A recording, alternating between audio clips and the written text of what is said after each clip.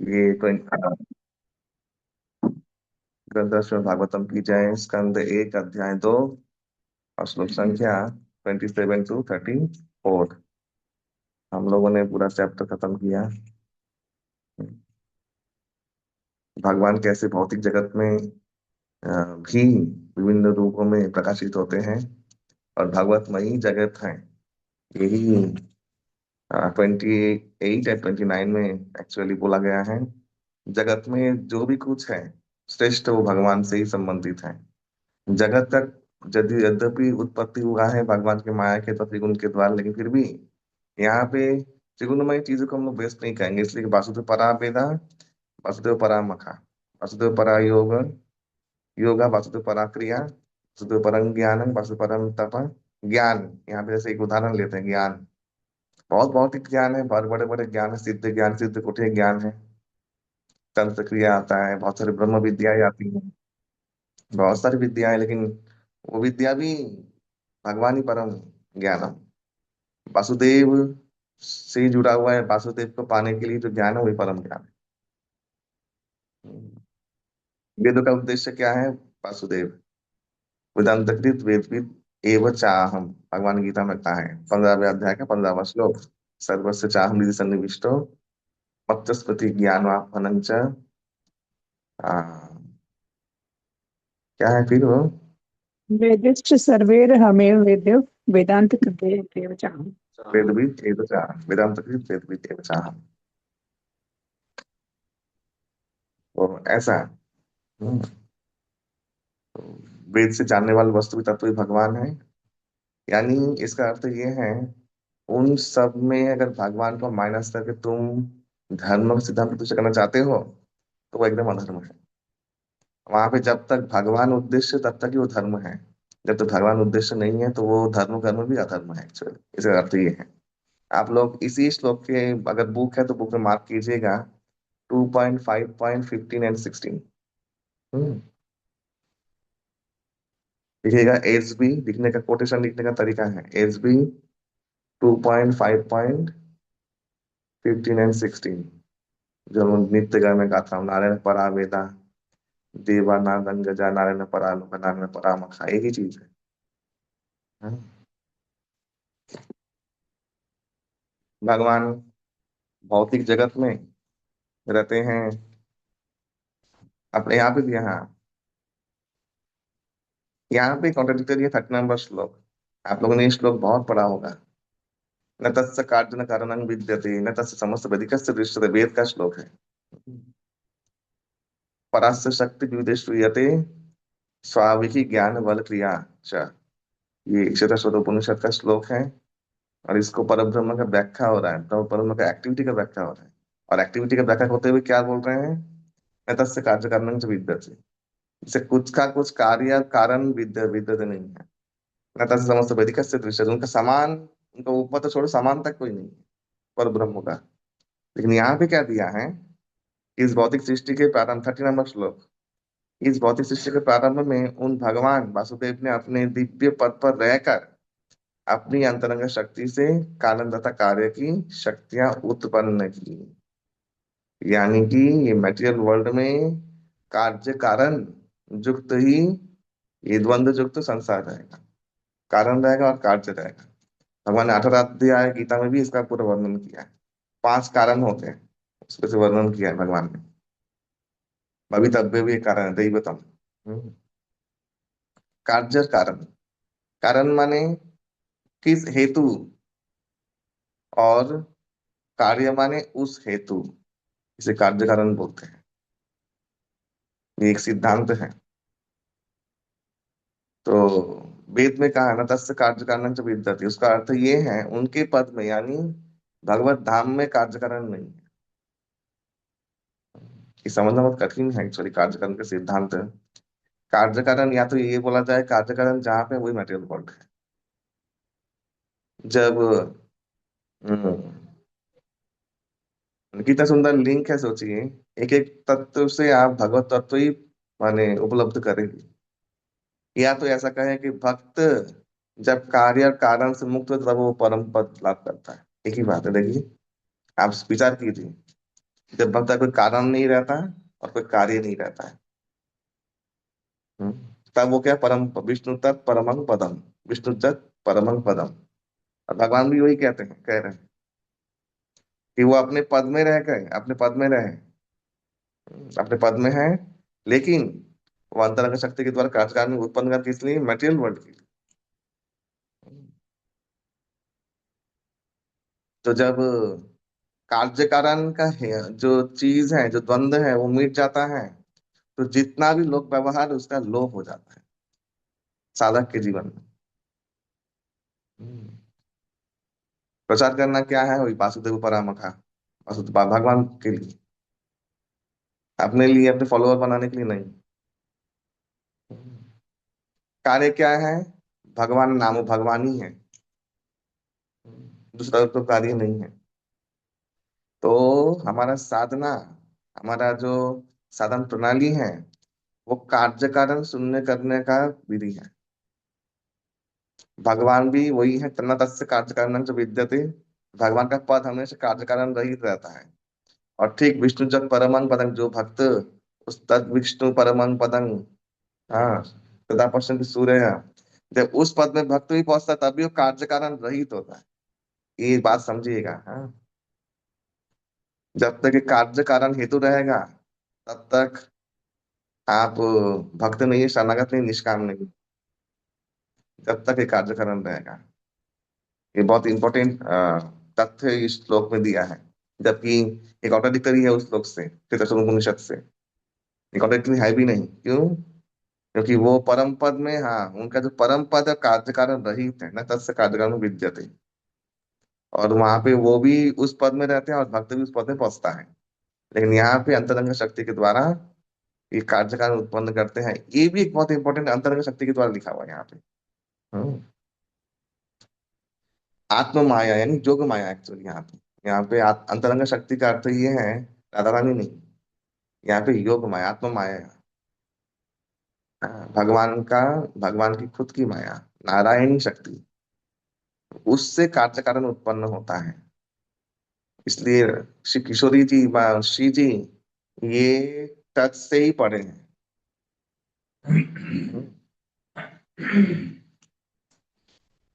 फिर लिखा है, पौथी प्रधान की उत्पत्ति करने के बाद भगवान वासुदेव अपना विस्तार करके उसमें प्रवेश करते हैं, कैसे, परमात्मा रूप में। यद्यपि ये दो नंबर स्कंद में भी है। यद्यपि वे प्रकृति के गुणों में रहते हुए उत्पन्न जीवों में से एक जैसे लगते हैं, किंतु वे सदैव अपने दिव्य पद पर पूर्ण रूप से आलोकित हैं। ये जो श्लोक है, वही जो उस दिन बोलते ना, इनका नाम क्या है, वही ऋषिमठ के शंकराचार्य का। हाँ, तो ये श्लोक उसके मुंह में तमाचा है, वो बोल रहे थे ना कि वो तो माया युक्त होते हैं। मायावाद का जो मेन जो फ्रेज कहा उन्होंने, एक श्लोक पढ़ा हो उसको जाके। परमात्मा रूप में भगवान सभी वस्तुओं में उसी तरह व्याप्त रहते ही, उदाहरण दिया, काष्ठ के भीतर अग्नि, अग्नि काष्ठ में दिखती नहीं है, परमात्मा रूप में भगवान। और यहाँ पे जो 33 नंबर श्लोक है, वो बहुत ही इंपॉर्टेंट श्लोक है। क्या लिख रहे हैं भगवान, भगवान क्या, वेद यीशु गोस्वामी पाद बोल रहे हैं, भौतिक जगत के तीन गुणों से प्रभावित हुए जीवों के देह में परमात्मा प्रविष्ट होते हैं और सूक्ष्म मन के द्वारा तीन गुणों के फल भोगने के लिए जीवों को प्रेरित करते हैं।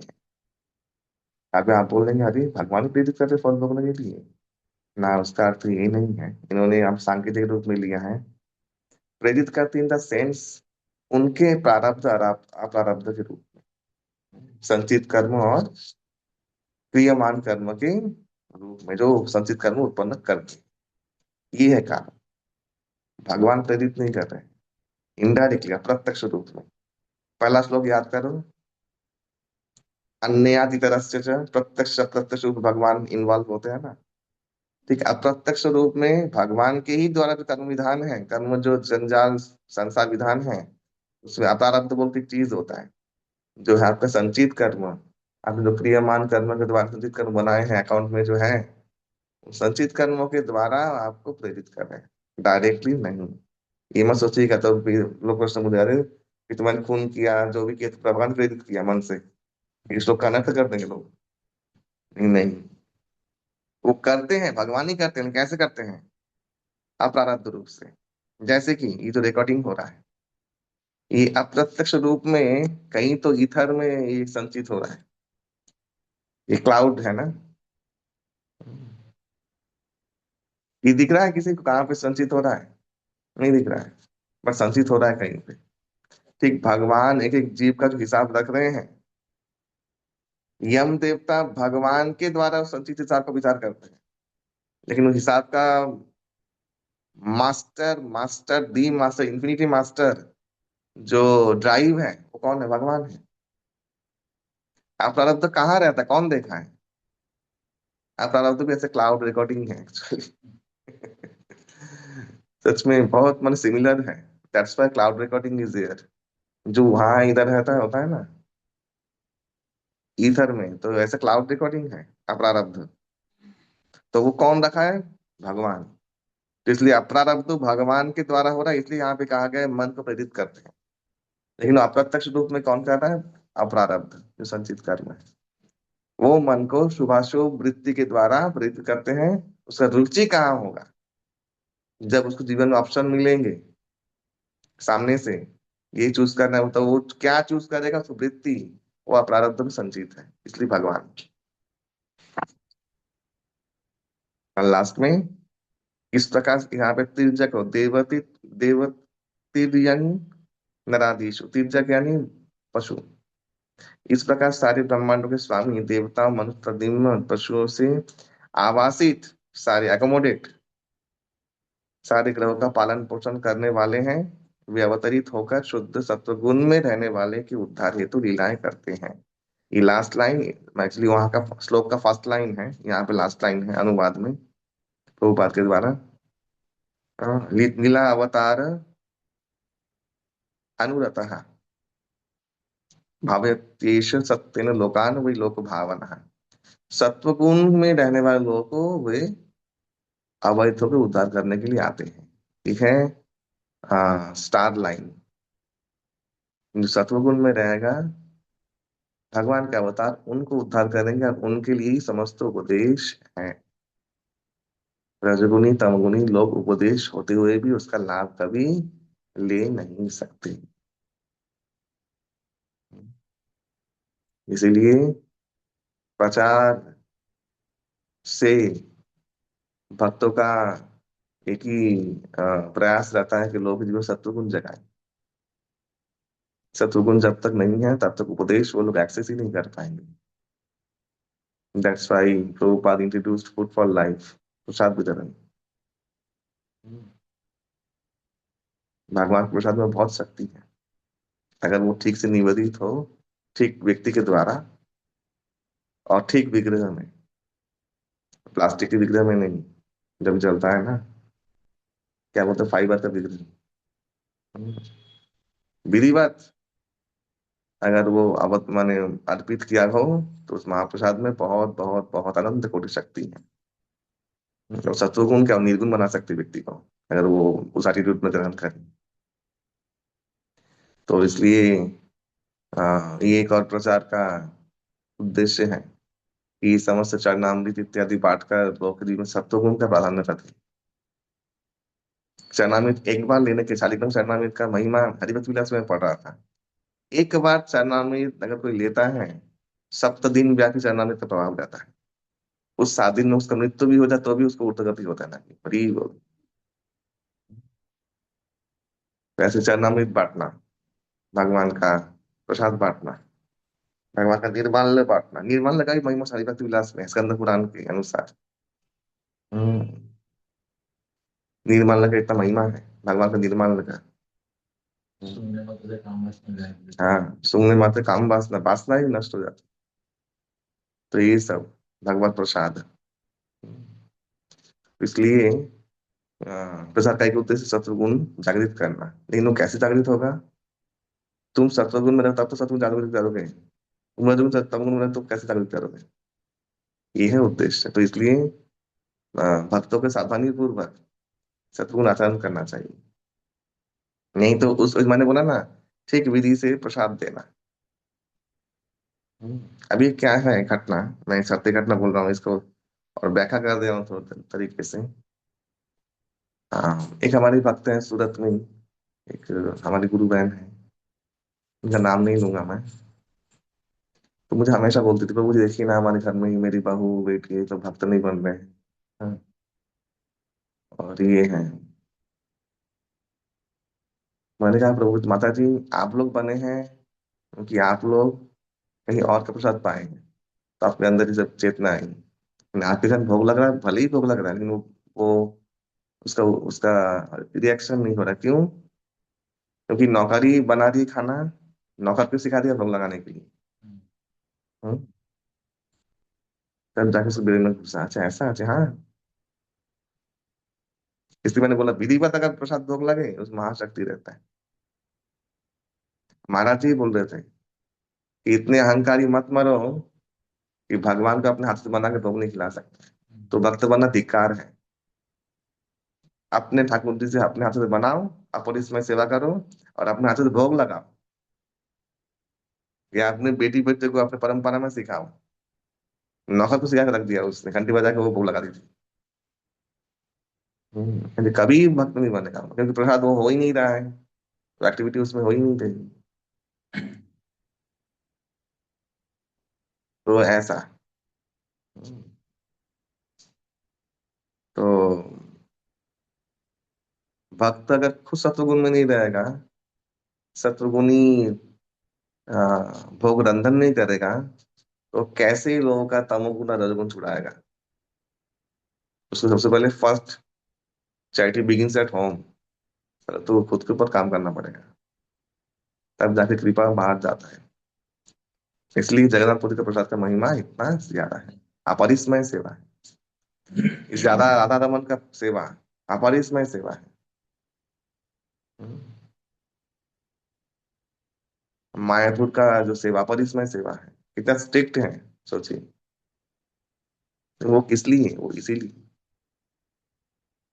यहाँ पे पूरा क्लियर है कि सत्वगुण के लोगों के लिए अपॉर्चुनिटीज है, रजगुण तमोगुण के लोगों के लिए नहीं है। केवल भक्तों को सत्वगुण में रहना चाहिए, उसके बाद तो दूसरे का बात चिंता करेंगे। हम्म। सत्वगुण का जो निधिध्यासन आचरण के द्वारा किया गया है वराह पुराण में, वो जो चीज है वो बहुत इंपॉर्टेंट है। हर वक्त शुद्धाचार, मैंने लेक्चर बनाया शुद्धाचारी वैष्णवाचार। शुद्धाचारी वैष्णवाचार है एक्चुअली। शुद्ध तरीके से अगर कुछ आप लोग कुछ क्रिया कर रहे हैं, उसका इम्पैक्ट भयानक होता है। हम्म।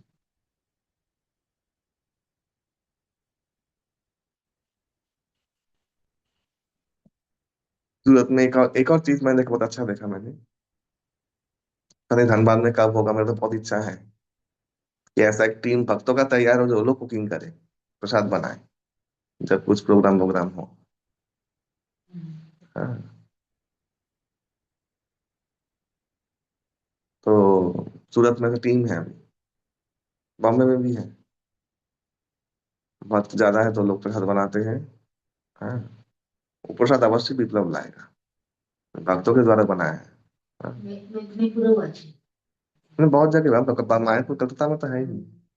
बट यहाँ तो भक्त उतने, या तो सब कामचोर भक्त है ना, वो भी सेवा करते चाहे ना क्यों। लेकिन हमारे इसमें इवन सूरत में जब भी हमारा प्रोग्राम होता था वहां पे माता जी के घर में, तो हमारे भक्त लोग ही तो, सूरत के भक्त लोग, मैं इसमें मैं बहुत उनका अप्रिशिएट करता हूँ। दे डू सेवा लाइक यही झट करके। छप्पन भोग तो मैंने कोई बात ही नहीं है।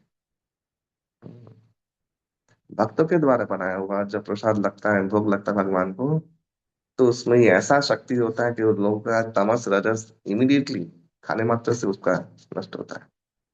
तब वो उपदेशों ग्रहण करने के लायक बनता है। फिर भी काम नहीं बनता है, ऐसा मत सोचिए कि भक्त बन ही जाएगा, लेकिन उसके अंदर सुकृति आपने दे, संचार हो गया, उसके अंदर आपने वो हायर टेस्ट दे दिया। हाँ। तो ऐसा, इसलिए सत्वगुण भक्त जीवन में बहुत बहुत माने प्रायोरिटी, मेन प्रायोरिटी सत्वगुण में रहना हमेशा। हम्म। और धन्य भाग है मेरे, मैं हमेशा इस मामले में हमेशा हमारे विद्यानगर टेम्पल को मैं अप्रिशिएट करता हूँ। हम्म। जो हाई स्टैंडर्ड था वहां पे, वहीं से मैंने ये सब सीखा एक्चुअली। मैंने मायापुर से नहीं सीखा। लोग ये गलत फहमी में आ रहा है कि मायापुर में मैं सीखा, नहीं। ये विद्यानगर टेम्पल से सीखा मैंने। हाँ, श्री श्रीमद भक्ति विकास स्वामी महाराज के शिष्य, और उनका जो स्टैंडर्ड है, इट्स वेरी हाई स्टैंडर्ड। तो मैंने उसको ग्रहण किया, अद्वैत पालन करता हूँ। इसलिए भक्तों को जो अच्छा चीज लाए वो ग्रहण कर लेना चाहिए तुरंत, सहजता से, और पालन करना चाहिए। हरे कृष्ण, प्रभुपाद की जय। कोई प्रश्न है तो पूछ सकते हैं। हरे कृष्ण प्रभु जी, कोटि प्रणाम। प्रभु जी, वो स्टार्ट लाइन कौन से श्लोक में है जो आप बता रहे थे? क्या बोल रहे हैं? वो अभी जो सतगुण में रह करके ही भगवान उनका उद्धार करने आते हैं, जो सतगुण में रहते यही हैं तो वो। 34 नंबर श्लोक में ही तो है, लास्ट वाला श्लोक में ही तो है।